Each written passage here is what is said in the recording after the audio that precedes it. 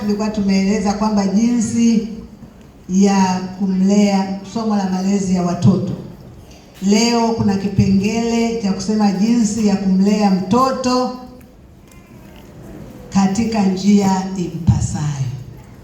Katika njia impasayo mtoto, ambayo ni zawadi Bwana amekupa, hukutegemea, lakini Bwana amekupa mtoto, na huyo mtoto anatakiwa kulelewa katika njia impasayo.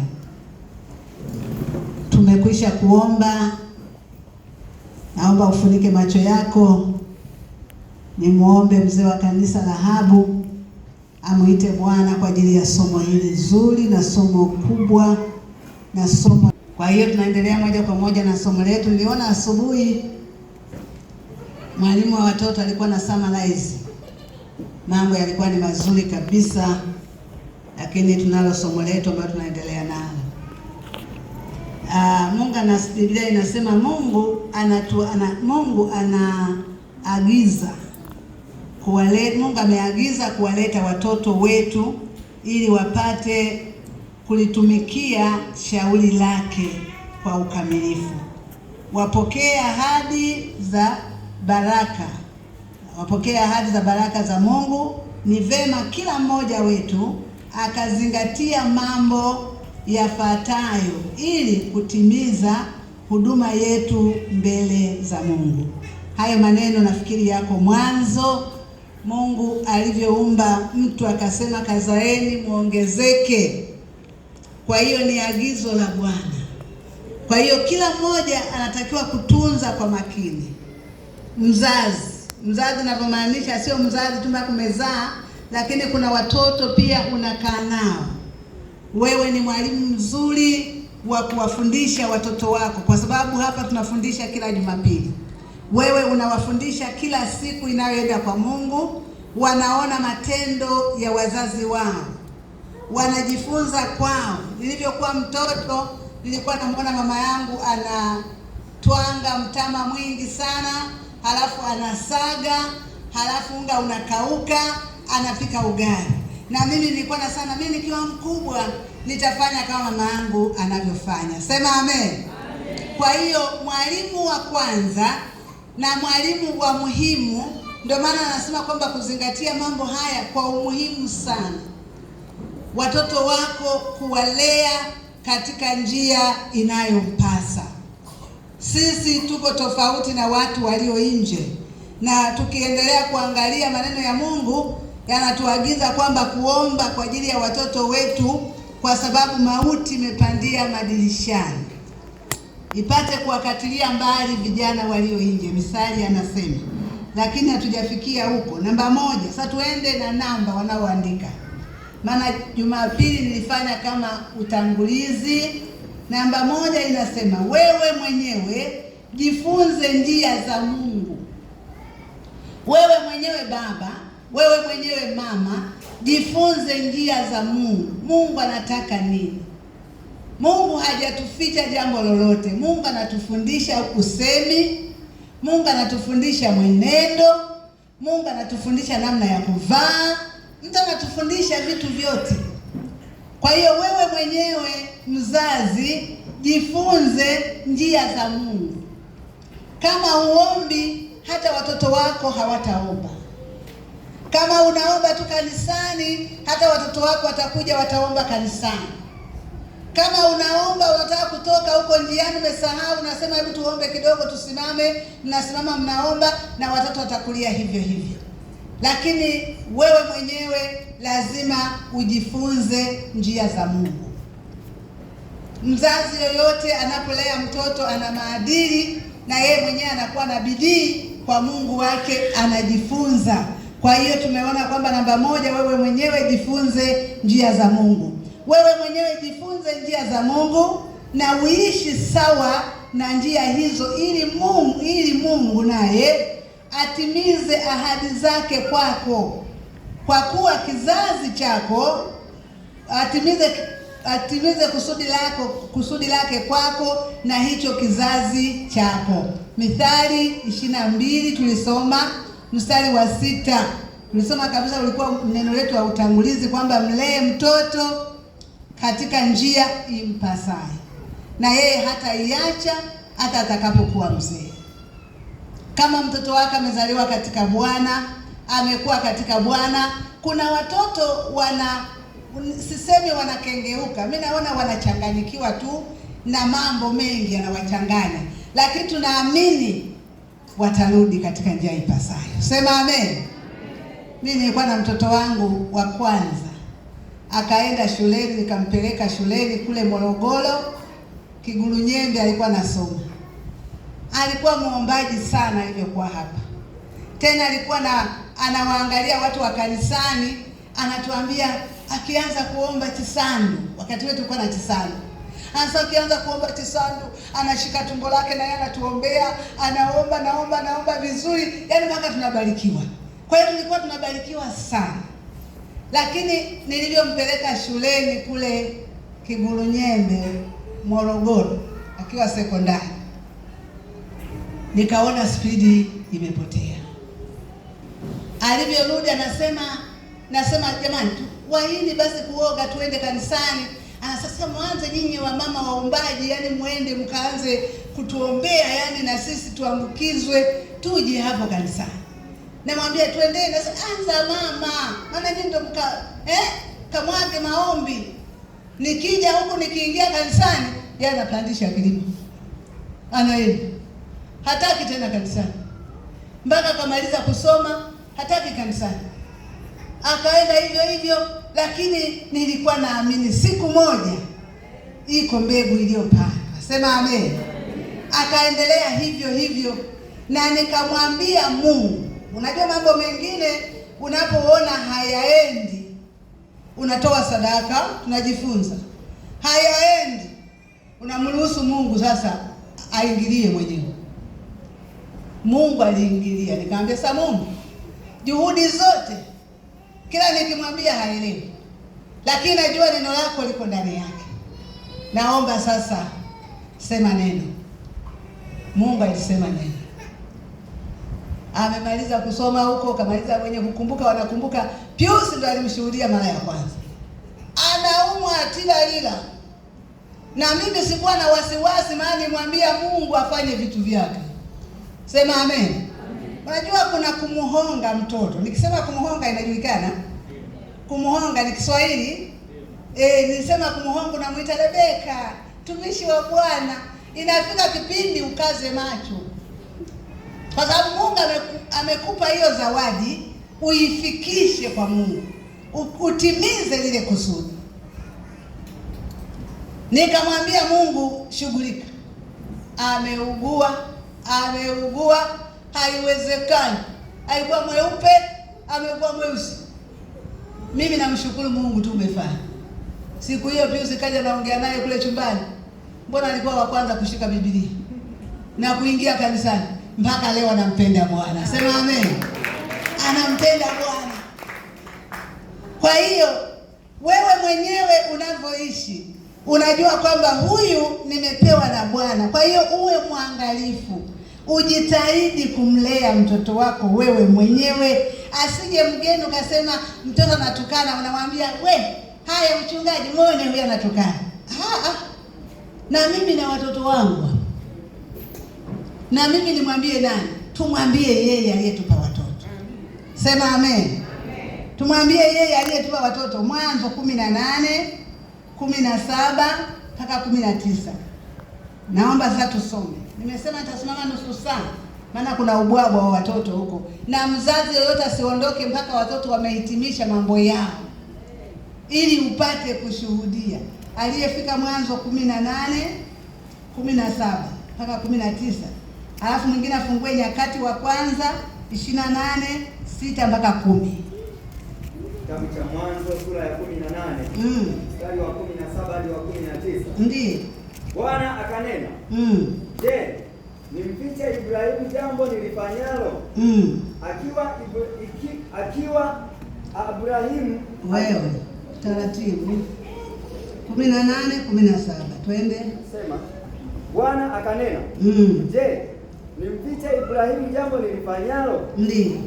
akiwa Ibrahimu atakuwa taifa kuu, ndiyo, hodari, na katika yeye mataifa yote ya dunia watabarikiwa. Ndiyo, kwa maana nimemjua ya kwamba atawaamuru wanawe na nyumba yake baada yake waishike njia ya Bwana, wafanye haki na hukumu, ili kwamba Bwana naye akamtimizia Ibrahimu ahadi zake. Haleluya! Bwana Yesu asifiwe. Hapa Mungu anatuangalia sisi, anapotufundisha sisi, anasema sitamwacha huyu, sitaacha kujidhihirisha kwake, sitaacha kufanya mapenzi yangu kwake, kwa sababu na yeye huyu. Biblia inasema katika kitabu cha Timotheo, inasema kwamba wakabidhi watu waaminifu watakao wafundisha na wengine. Kwa hiyo na Mungu hapa anatushuhudia, anasema niache kumfundisha Ibrahimu ambaye atakuwa ni taifa atakayewafundisha watoto wake. Jamani, tumeenda vizuri hivyo kwa nasoma. Huyu Ibrahimu alikuwa mtu wa imani, na ndio maana tunajua habari zake, na katika yeye taifa linajivunia katika uzao wake, kwa sababu alifundisha, alisimama kwenye zamu yake. Kwa hiyo na sisi Mungu hataacha kutuficha jambo, atatufungulia yaliyo mapenzi yake. Tutawafundisha na watoto wetu, tutawaelekeza watoto wetu, ili Mungu awe ushuhuda kwa watu wake. Nyakati wa kwanza 28:6 mpaka 10.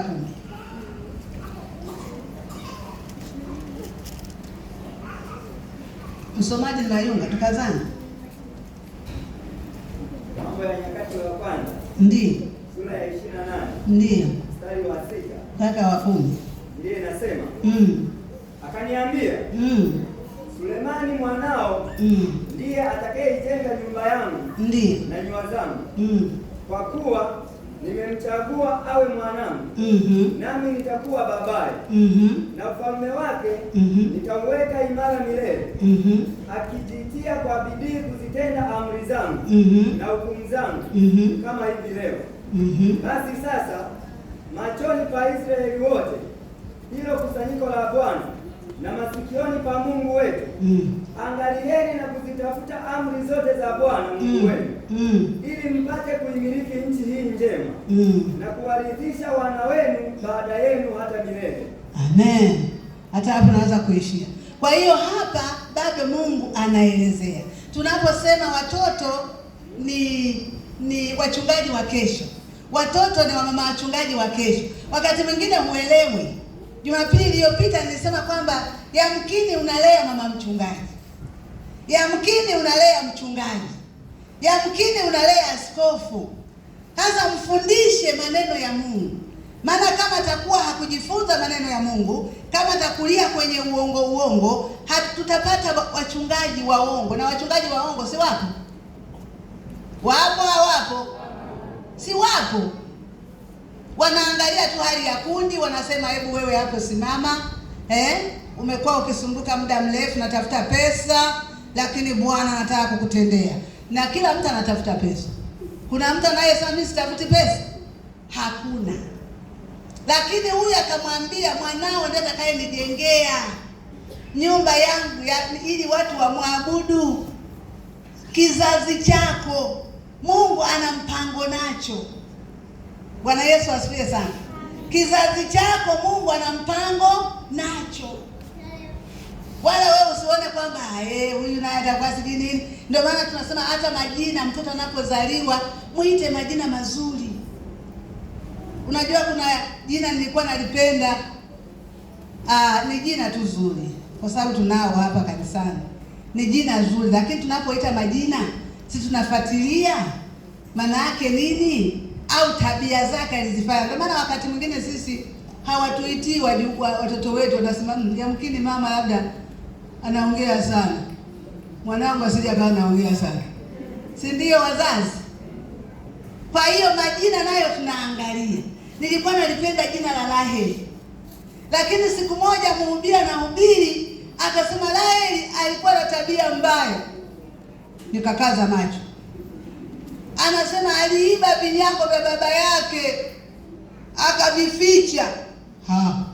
Nikasema kumbe Kwa hiyo kila jambo tunaangalia ule ushuhuda. Kwa hiyo mtoto muite majina mazuri. Siku hizi watu wana majina yao mazuri, tukimwambia anaitwa sijui nani jina la kizungu, unamwambia maana yake nini? Anasema ni mmoja niambia Jasiri, mtoto wa Samuel, ana maana ya jina lake, maana yake Jasiri. Kwa hiyo tunawaita majina mazuri. Kama nasema atakuwa mtumishi, muite hivyo. Atakuwa nani, muite hivyo. Anza kumuita bado mdogo, unataka mwanao awe nani. Usimuite tu wewe sijui utakuwa nani, mtamkie maneno mazuri. Mwambie njoo mtumishi wa Mungu, njoo nabii, njoo kuhani wa Bwana. Mtoto atakuwa anajiweka hivyo hivyo. Anajiweka hivyo hivyo kwamba mimi ni mtumishi wa Bwana. Kwa hiyo Mungu ndo anayeangalia vizazi vyetu. Kama wewe umeelewa, ukakua, ukapitiliza, bado Mungu ana mpango na watoto wetu. Namba 2, mtii Roho Mtakatifu.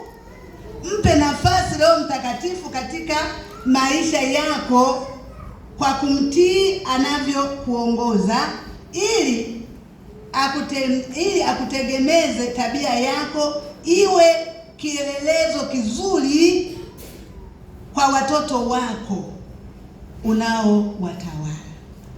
Roho Mtakatifu tu ndo mwalimu wa kweli. Wakati mwingine unataka kufoka sana. Mimi siku moja tu nilimwambia Budi maneno mpaka leo waga ananiumiza, nasema sijui na yeye anayakumbuka. Lakini nafikiri Roho Mtakatifu alinishuhudia nikahukumiwa. Tulikuwa tumetoka safari, akawa ananiambia nataka chips sijui na nini, muone na yeye utafikia amevuta nani. Baadaye Roho Mtakatifu akanikumbusha nimesema maneno mabaya, nikatubu. Kwa hiyo mwambie Roho Mtakatifu akusaidie. Na ndio maana nikasema hata unapotoka, mtoto anapokuagiza njoo na zawadi, kama huna uhakika mwambie nikipata. Usiseme tu haya, ukirudi zawadi huna. Anakuja mama zawadi, huyu naye zawadi ulinipa hela. Mtoto hategemei hayo, kwa sababu bado unamjenga, bado anakuwa, bado anapokea kitu, bado anapokea kujifunza kwako. Hata unapotoa, mimi niwaambia kwamba mimi kila mwaka huaga nakusanya nguo zangu natoa, na siku zote nasema sijisifu ila ninafundisha. Si ndio mwalimu mpendwa? Walimu lazima ufundishe kwa nini? Kwa vitendo. Na unapofundisha wewe mwenyewe unajieleza unafanya nini. Huwa ninatoa, na ninapotoa watoto wangu wanakuwepo, wanaona ninapotoa. Nawaambia ninatoa hii, ninatoa hii, ninatoa hii. Waza na hii mama, mbona hii inakupendezaga? Nasema nataka nimpe Bwana. Bwana Yesu asifiwe sana. Tikisa jirani yako, mwambie usilale kama na watoto. Mwambie kama na watoto usilale. Kwa hiyo huwa nawashuhudia watoto wangu, nasema hii natoa kwa Bwana ili na wao wajifunze.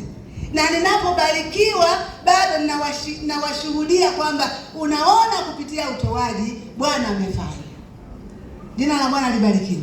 Na ndio maana tunajitahidi kuwapa watoto wetu sadaka kuanzia shilingi 1,000. Wangapi wanawapanga watoto wao kuanzia 500 mpaka 1,000? Mosha mkono, tunajifunza. Unaona? Wengine 100. Hii 100. Anapita tu barabarani lamba. Bei gani 100? Lete. Anakula. Kwanza rais atafuti change, atafuti nini? Kwa hiyo akienda kanisani amejikausha kwenye walimu wa watoto, sadaka kamekaa tu, kamekula. Lamba. Kwa hiyo tunajifunza kuwapa sadaka nzuri, kwamba kwanza Mungu mwenyewe ndiye mtoaji, aliyemtoa Yesu. Tunatakiwa tuwe na mahubiri kwa ajili ya watoto wetu, tunawaelekeza ili wakue katika njia sawa sawa na watu vijijini. Unajua mama kijijini anapokuwa mlevi na mtoto wake ni mlevi, tuko pamoja? Na mtoto wake ni nani? Akiwa kwenye kilabu kule anapiga, anamgeuzia mtoto wake. Mtoto akilewa usingizi. Ataserebuka kwenye kilabu, mtoto kafanyaje? Kalala. Sio kalala, kalewa. Huyo ukimtoa kwenye pombe, alianza kunywa toka na miezi 6 mpaka kumekuwa na kiriba kule tumboni, hakitoki. Na sisi tuwanyweshe maneno ya Mungu. Sema amen, amen. Tuwanyweshe maneno ya nani? Ya Mungu. Halafu tuwaelekeze tunavyotaka sisi. Nilisema sheria, usiweke sheria yako kama akili zako zinazokupanga. Tembea kwenye neno la Mungu. Unajua kuna sheria zingine inakuwa ni amri ya mtu, ndivyo ninavyotaka. Mungu anasemaje? Kitu chochote, iwe ndoa, wawe watoto, iwe majirani, Biblia inasemaje? Ndio maana tunapaswa kuongozwa na Roho Mtakatifu. Na imekuwa ngumu sana zama za leo kwa sababu watu wamekuwa kwenye utandawazi. Utandawazi imekuwa ni shida. Watoto wetu tunapata shida nao. Wiki iliyopita niliwaita watoto, wao ni mashahidi. Niliwaita watoto nikamwambia njoni. Wazazi wameokoka. Na siku zote nilisemaga, hata kwenye wiki ile sijili kwaya, nikasema suruale sio dhambi, lakini tunaangalia muonekano. Sema amen. Sema amina kubwa. Amen. Maana tusihalalishe, sisi tunamcha Bwana. Kweli hiyo nguo ni ya heshima, mtoto anaweza kukaa vyovyote, lakini tumesema kanisani tuwafundishe kuja na nguo nzuri ndefu ya heshima. Hivi kama rais wetu amekuita, ameita na watoto wako, umemvalisha mtoto skin tight, halafu kinguo kingine kimeishia hapa, unampeleka kwa rais, inawezekana? Inawezekana wazazi? Jamani, tujibishane vizuri. Hapo ndo nataka tujibishane vizuri. Mimi nimesoma Bible school. Nimesema suruale ni vazi tu, wala suruale haiwakilishi utakatifu, wala suruale haiwakilishi dhambi, isipokuwa ni vazi. Lakini hilo vazi linaonekanaje? Hasa kwa utamaduni wetu sisi wa Tanzania. Nisiseme wa Afrika, wa Tanzania. Mimi nilikuwa sivai suruale kabisa. Lakini nilipofika tu pale Dubai, nilikutana na baridi.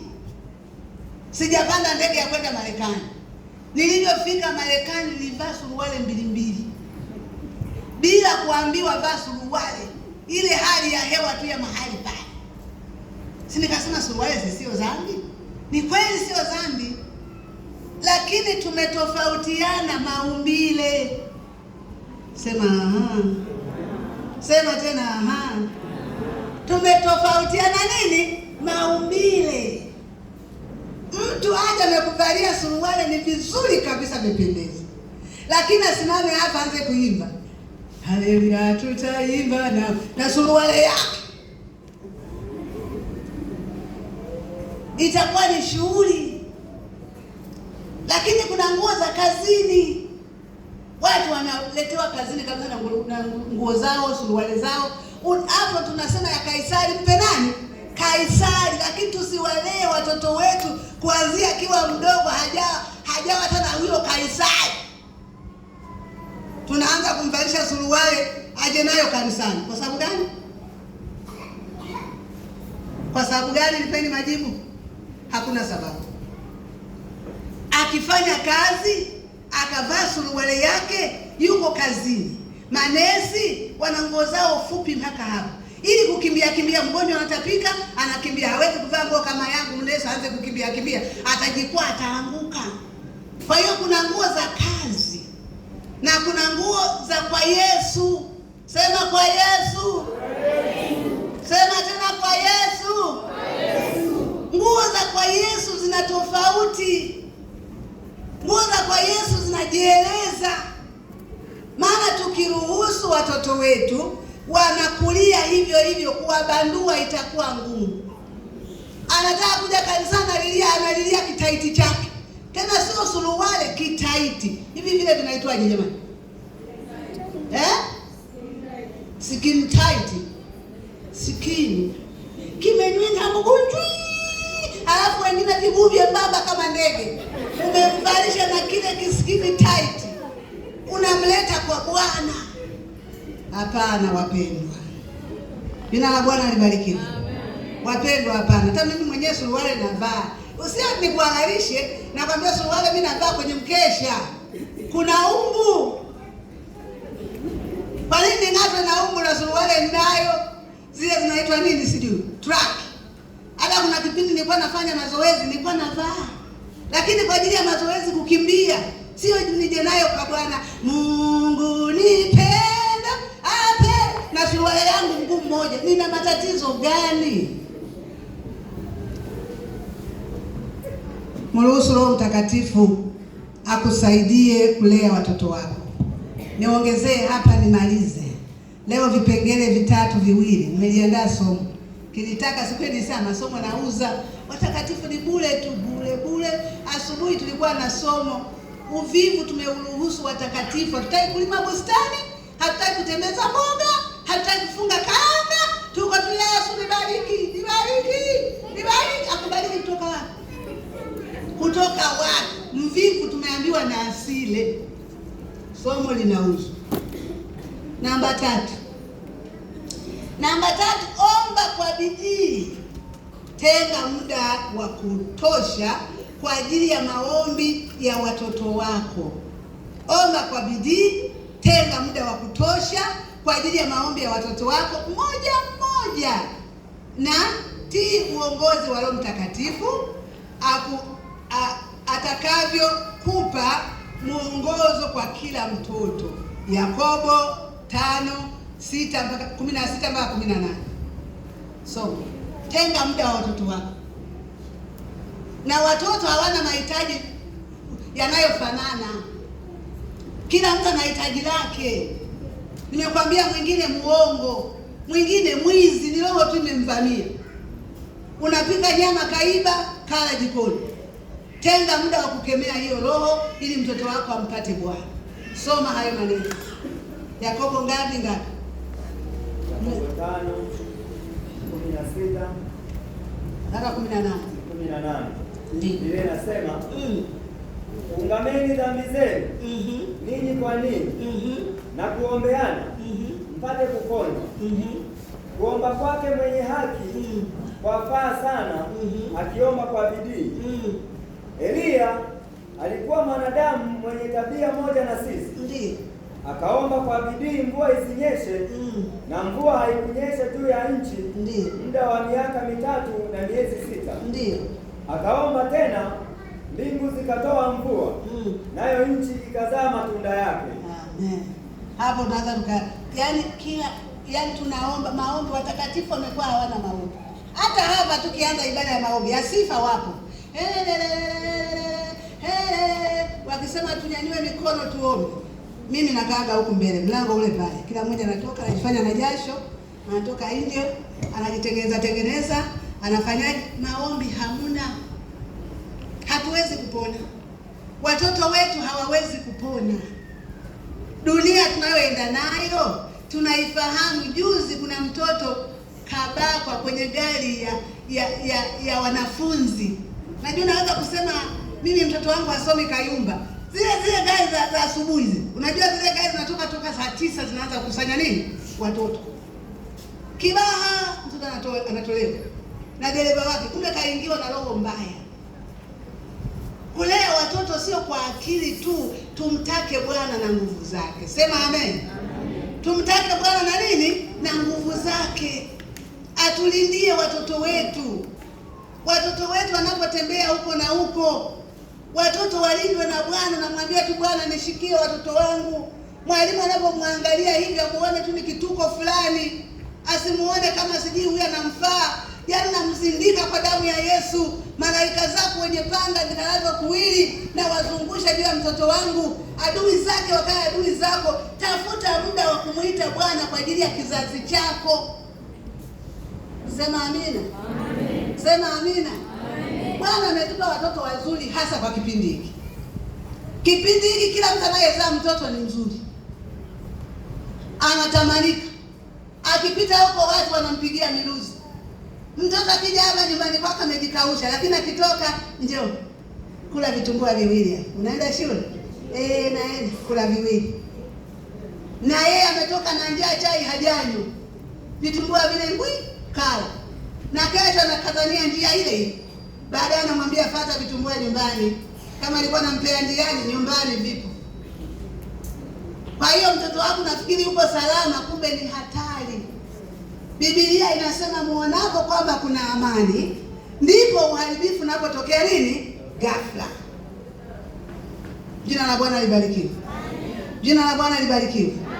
Soma tena Mathayo 18:18 mpaka 20. Nafikiri mpaka 20. Haya, soma. Mathayo 18 mstari wa 18 hadi 20. Ndiyo. Biblia inasema, amini nawaambieni, ndiyo, yoyote mtakayoyafunga duniani, ndiyo, yatakuwa yamefungwa mbinguni. Ndiyo. Na yoyote mtakayoyafungua duniani, yatakuwa yamefunguliwa mbinguni. Ndiyo. Tena nawaambia ya kwamba wawili wenu watakapopatana duniani katika jambo lolote watakaloliomba, watafanyiwa na Baba yangu aliye mbinguni. Amen. Na tukaishia hapo. Kwa hiyo nilisema Jumapili iliyopita, wengine hawawezi kuomba, hawawezi kupatana na mke na mume wakaombea watoto kwa sababu wamekaa kama askari. Lakini watoto tuliopewa na Bwana, wapendwa, ni baraka. Bwana Yesu asifiwe sana. Ni baraka. Hata kama mtoto ana tabia mbaya, bado maneno yako yanaweza kumfanya kawa na tabia nzuri. Mama mmoja alikuwa anatushuhudia mwanae alikuwa hana akili. Akamchukulia maombi kwa Bwana. Akamwambia, Mungu msaidie mtoto wangu. Amekuwa wa mwisho. Naomba msaidie. Ndugu zake wanamcheka. Akachekwa mpaka analia. Anakuja anasema, mimi wananicheka, sijui nani ananicheka. Anasema, hapana, msimcheke. Njoo mtoto wangu mzuri. Kwa hiyo akaendelea kumwombea.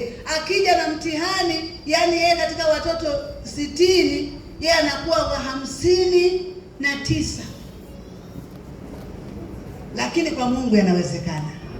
Amen. Kwa Mungu anafanyaje? Yanawezekana.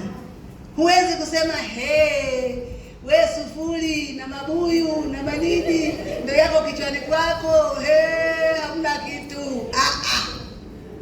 Mwambie Bwana hajashindwa. Mwambie Bwana hajashindwa. Tunaye Bwana wa mabwana anayegeuza, analeta mageuzi. Wewe ni mtu mzuri. Wapendwa, mimi mwalimu ana ushuhuda. Sipendi kushuhudia na yeye mwenye kushuhudiwa yupo. Nilipataga mtoto. Mimi nafundisha somo la watoto na mimi na watoto. Nilipataga mtoto. Haelewi. Kamaliza la 7 haelewi. Nikaenda kumchukua. Nikamleta kwangu miaka hiyo. Nikakaa naye. Akija haelewi, namwambia Bwana atafanya. Tunaye Bwana aliye mwalimu wa darasa. Tunaye Bwana anayefundisha hata wasiofundishika. Nikaendelea kumuomba Bwana. Amefanya mtihani. Hatukutegemea, tulijua amalize tu ile awamu yake. Aje nyumbani pamoja tunaomba, lakini wakati mwingine imani inatindika. Imani inatindika. Japo ndio maana Mungu alituambia hata japokuwa na imani kama chembe ya haradali. Kale ka imani kanabaki kwa mbali, ila akili zinasema unatoka shetani. Baadaye napigiwa simu. Halo mama, nani kafaulu? Niliruka pale. Kafaulu.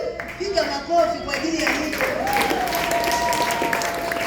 Kafaulu. Na wazazi wake hawakujua kama tafaulu. Na mimi ninasema atasoma mpaka chuo kikuu ataingia. Kafaulu. Alikuwa sio wa kufaulu, lakini kumpenda mtoto wako. Watoto wako babu unavyorudi, wengine wamewaachia tu mama ndio wenye kuangalia madaftari. Hebu lete hii nini? Baba hana habari. Baba tu yeye mtafuta hela, sijui mtafuta usingizi, sijui mtafuta nini. Yaani haeleweki. Lakini nilikwambia Jumapili, kuna saa za kusoma, kuna saa za kutuliza ubongo. Hata sisi tulivyokuwa shuleni, nasoma Bible school, wanatuambia sasa hivi mtoke mkaangalie miti, ule ukijani ule, mrefresh mind, mwangalie majani yanavyoota, mwangalie miti inavyochanua, halafu baadaye mtarudi mtasoma. Sio tu wewe umekomaa tu, umesoma unaangalia Kombolela, umesoma umepata ngapi shuleni wewe? Mwambie na hata hapo unajifunza, unaelewa unaelewa kuna mazuri, halafu naangalia michezo gani waangalie. Amen. Waangalie michezo gani? Mbona Mungu anatuongoza Roho Mtakatifu? Hatuwezi kuachilia waangalie wakina Diamond, hatuwezi kuachia waangalie wakina nani Elikiba, hatuwezi kuachia, lakini kuna vitu vingine vya kujifunza tu. Mimi siku moja nimeenda nyumba ya mtakatifu mmoja, mtoto wazazi wake wako nje, muziki unapigwa ndani, kumbe anacheza muziki bwana. Ndio tukasema hata hivi tumuombe tu Roho Mtakatifu. Amen. Unafikiri watoto wetu wanatusikiliza 100%? Hamuna. Wanajua nyimbo zote za Elikiba, wanazijua, za Diamond wanazijua, sijui za Dimpo, sijui za nani, wanazijua zote, wanazijua. Tumefika kwenye hiyo nyumba, hatuoni yule binti, mtoto wa mlokole yuko. Tukasema hodi, anyanyuka kaacha na kucheza muziki, kaenda kajikausha kwenye kiti. Lakini tukagundua alikuwa anacheza muziki. Na sio shida, bado tunaye Bwana, hajashinda. Amen. Ndio maana nikasema ukiona watoto wamejipozesha kwako, wewe mjue mtoto mmoja mmoja. Kuna mtoto mwingine ndo mchokoza na piga mwenzake, yeye anatangulia kuja. Nini? Unamwambia tulia. Ilikuwaje? Anipiga. Hakupiga kwa sababu gani? Anipiga tu. Anakuja na mwenzake. Bila mashahidi, wasiwepo mashahidi. Unamwambia na wewe jieleze. Nani? Yeye mwenyewe ndo kaniambia kichwa lako. Na mimi nikafanyaje? Nikampiga. Kwa hiyo ulimwambia kichwa lake baya au nini? Muombe msamaha. Na wewe muombe msamaha kwa kumpiga. Kila mtu akipata shida aje niambie, mimi ndo amiri jeshi mkuu wa hii nyumba. Sema amen. Usichukue hukumu. Wale wadokozi ndo waongo, wanatangulia kuja kwako, lakini wewe unatanguliza kuomba. Sio mwingine kanipiga, njoo. Na wewe rudisha na yeye. Hujamfundisha mtoto kusamehe, hujamfundisha mtoto msamaha. Maana unamkamata, alikupiga magumi mangapi? 6. Na wewe dunda. Anaanza na anaanza kulia, wote mmepata. Ulijua alimpiga kwa uzito gani? Ulijua alimpiga kwa uzito gani? Kwa hiyo ni vizuri tuongozwe na Roho Mtakatifu. Roho Mtakatifu naye tumuombe. Nimalizie kipindi cha mwisho, kinasema kwamba namba 4, jifunze juu ya malezi ya watoto. Hakuna aliyekamilika. Hata mimi na wajukuu, watoto wangu nao wana watoto, lakini bado sijaweza kulea watoto. Sina uzoefu, sina ujanja. Bado natakiwa kujifunza. Ndio maana wewe sio kila kitu kisema waikuelekeza mtoto saa hizi baridi mfunike, huyu ana joto. Jifunze kulea watoto. Jifunze njia za kulea watoto wako kwa watu wengine. Fanya bidii kujifunza juu ya malezi sahihi ya watoto toka kwa watumishi wa Mungu. Mungu anakufundisha mambo mengi kupitia watumishi wake aliotupatia. Watumishi wake aliotupatia. Zaburi ya 32 mstari wa 8, utamalizia hapo. Soma Zaburi ya 32 mstari wa 8. Zaburi 32 mstari wa 8. Ndiyo. Biblia inasema, nitakufundisha na kukuonyesha njia utakayoiendea. Nitakufundisha na kukuonyesha njia utakayoiendea. Ndiko liko basi. Nitakushauri jicho langu likikutazama. Nitakushauri jicho langu likikutazama. Hata haya nayo wafundisha, Mimi Bwana ametia tu kitu ndani mwangu, ninawashauri tu. Nyinyi wenyewe mtachekecha, mtaona. Ninawashauri, na jicho la Mungu likifanyaje? Likitutazama. Usiwalee watoto kizungu sana. Sisi sio wazungu, sisi bado weusi, hatutabadilika. Nilivyoenda Marekani, nikaenda siku moja kulikuwa na sherehe. Wakaniambia uje utuangalizie Marekani kule hela zipo tu. Wakaniambia njoo utungojeleze hii nyumba yetu, watoto tunaenda kwenye sherehe. Lakini jirani yangu akaniambia watoto hata wakifanya chochote usije ukasema we nitakunyosha, watapiga simu polisi. Watoto wa kule Marekani, watoto wa kule Marekani adabu hawana kabisa. Tumefika kwenye hiyo nyumba tuliyofikia, mtoto wa kike amevaa kipenzi, haya makalio yote yako nje. Amekuja baba yake, nikasema we baba kaja, anasema kuna nini? Yule mwenyeji wangu ananiambia kuna nini? Sasa amevaa nani? Amevaa nini? Wakanishangaza, hamna shida. Lakini na wenyewe ni Waswahili wa Magomeni, ila wako Marekani. Mtoto anatembea uchi, na alivyokuja baba yake ndio mtoto naye mpenda, namuita jina lake fulani. Yes daddy. Anakuja, hello, I love you, I love you too mama, I love you daddy, daddy I love you. Wanakumbatiana, kipenzi kimepita hapa. Mimi natamani kupiga kelele nimzabue yule mtoto, nikaambiwa serikali ya Marekani itakufunga, utarudi kwenu Tanzania. Nikabakia tu kugugumia hivi. Sasa na Watanzania wanalea hivyo, waliotembea wakaona. Lakini hatubebi mabaya, tunachukua yaliyo mema. Sema amen. Tunachukua yaliyo mema. Usimlee mtoto kizungu. Kumlea mtoto kizungu sio usimuongeleshe Kiingereza. Sasa hivi watoto wetu ndio wanaongea Kiingereza. Wanatufundisha mpaka sisi. Hello mami, I need rice. Wewe unasema, we rice kila wakati, rice machichi.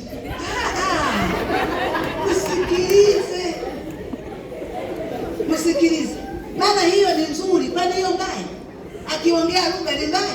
Ni nzuri, ila kwenye muonekano, kwenye kuvaa. Nikafika siku moja, mjukuu wangu anakuja kunipokea, nilikuwa na kitu. Nikamwona tu suruali, nikamuita, "We nani?" Naona na kipenzi kidogo. Nikamwambia, "Nini hicho?" Nisikuone. Lakini watu wanamuita, "Hello, sijui nani." Yeye anatembea pale, alivyokuja bado nikamshindilia. Sasa sijui naona navaaga kule, lakini kwangu nikasema marufuku. Kuja na kile kipenzi kimekatwa humo na humu kimekatwa, una makalio, unatembea, unatuonyesha nini? Muombe Roho Mtakatifu akupe ufahamu. Kama kitoto kinapendeza suruali mkiwa huko nyumbani. Nimewaambia waliokuwa hapa, watoto wanaohitimu, nikawaita, nikawakalisha kikao. Nikasema marufuku nisione mtu anaingia na nini? Na suruali hapa. Kuna magaoni mazuri kama niliyovaa leo. Shida iko wapi? Si kwa muda tunamwabudu Mungu, unaenda nyumbani kwako umependeza. Mpaka utujie na vingine. Utujie vingine vimetuonyesha mguu, tuna shida na mguu wako sisi. Sisi tunataka tukufundishe mambo ya rohoni. Ili uwe tofauti, hata ukiingia ofisini waseme huyu ni mlokole, na upako utakuwa juu yako. Ukiweka mikono juu ya wagonjwa wanapata afya, kwa sababu unaonekana unazo nguvu za Mungu. Sema amen. Unazo nguvu za Mungu. Tusiingize uzungu kanisani. Wazungu siku moja tumewakaribisha hapa, mmoja anabana nywele kanisani. Tuko kwenye ibada, yeye anabana nywele. Haelewi. Siku moja nimeenda kwenye ibada moja ya kwa wazungu kule, tumeabudu, tumetoka, mtu kawasha sigara yake chap. Anafanya, this message is good message. Nikasema, wewe unataka sigara, mwingine kaniambia wewe achana nao. Na sisi turuhusu hayo. Hatuwezi kuruhusu hayo.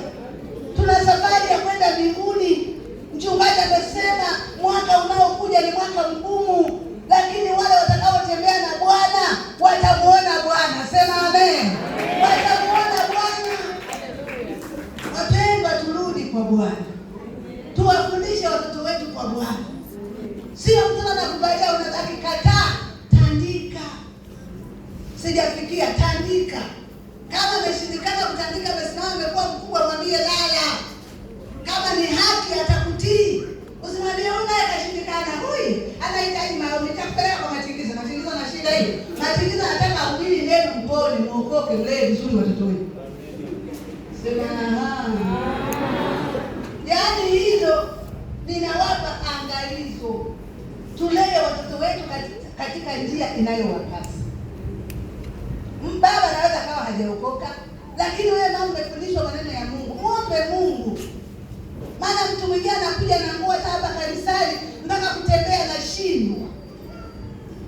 Yeye mwenyewe anajistukia na ikutakuta hivi. Imemchonga, anakuja kumuonyesha nani? Binti mmoja alisafiri kaenda kule kule Mbeya, akarudi. Nikamwambia vipi? Akasema wewe, nimeenda kutafuta mume.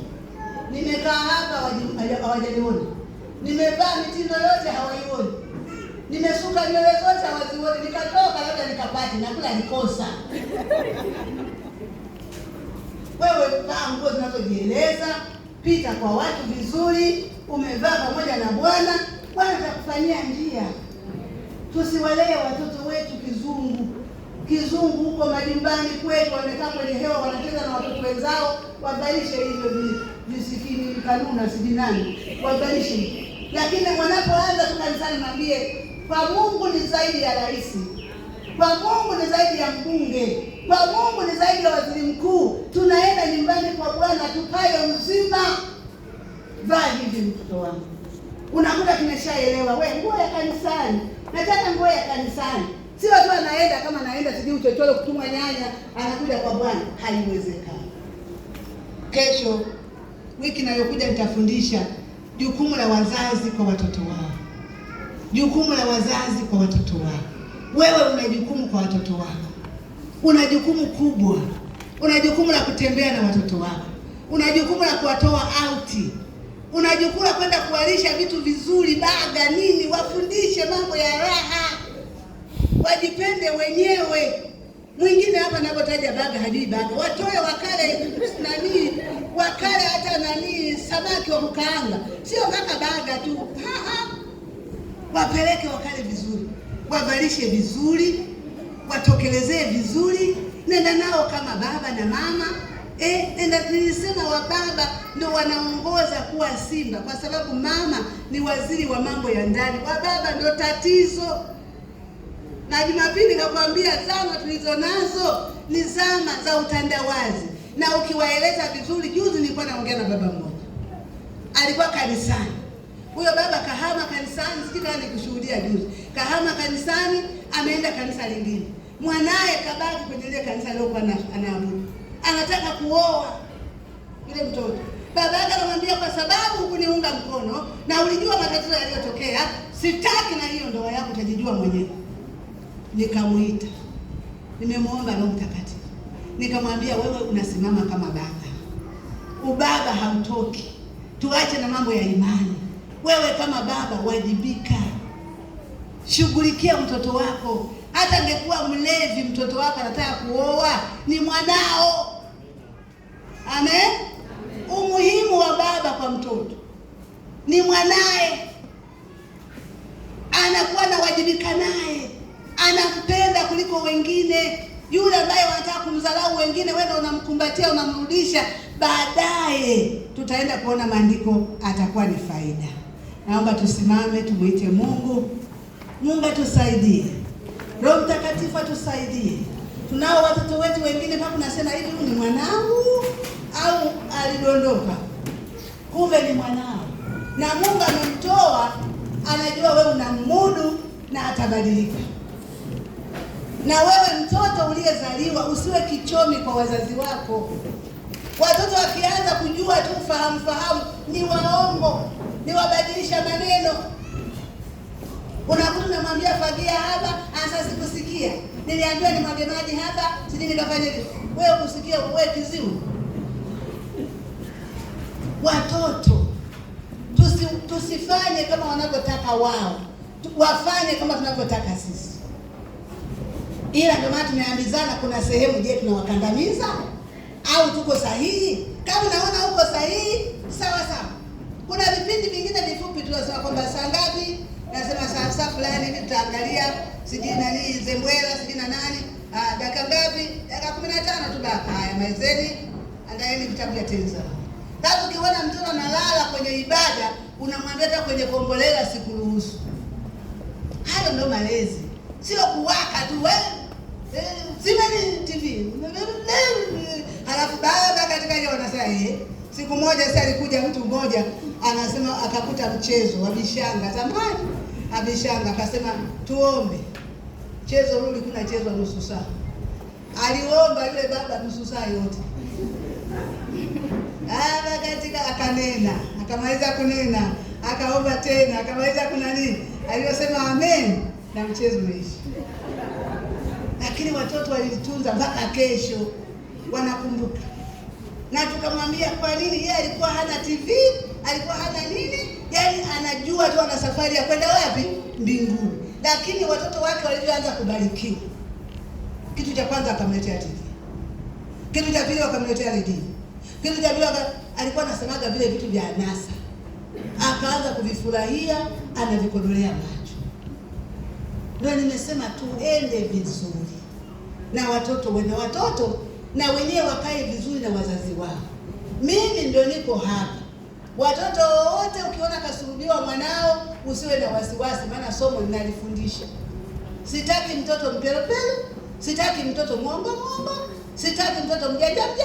Tunakwenda mbinguni. Amen.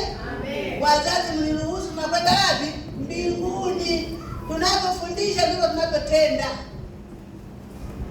Hao watoto wanapohitimu watakiwa waanze kujengewa akili ya kikubwa. Wasiruke tena kwenye mafundisho. Wakae kanisani, watulie, wajifunze kwa Bwana, wapate maadili, wanaelekezwa. Ndio tunavyokwenda. Waje na sadaka, wawe na nidhamu. Wazazi wao wawaombe. Mimi nashukuru Mungu, watoto wangu kiwaambia fanya kitu fulani, haya, hiyo ni nzuri. Hata watoto wangu waliokuwa wakubwa ili wanasemaje, mama, naambia niko nyumbani kwako. Maana watoto wangu wakimaliza kula wanakuja wanasema tunashukuru kwa chakula. Tena Kiingereza, nimwambia Kiingereza sio Kiswahili. Thank you mother for food. Nasema you welcome. Sasa watoto wangu wanasema mama, jamani, tunafikiri vitumwa, nikata wewe huko kwako na kwa. Lakini watoto wangu mimi wamekuwa ni mfano. Wanamaliza kula wanashukuru. Hawakupika, hawakutafuta. Sio mtoto anakula na kurupuka na kweli. Mfundishe kushukuru. Arudi akwambie mama asante. Amenunuliwa nguo apige magoti aseme baba nakushukuru. Sio tu kama kuku ndio waelewe. Wewe watoto wako ni binadamu. Bwana Yesu asifiwe sana.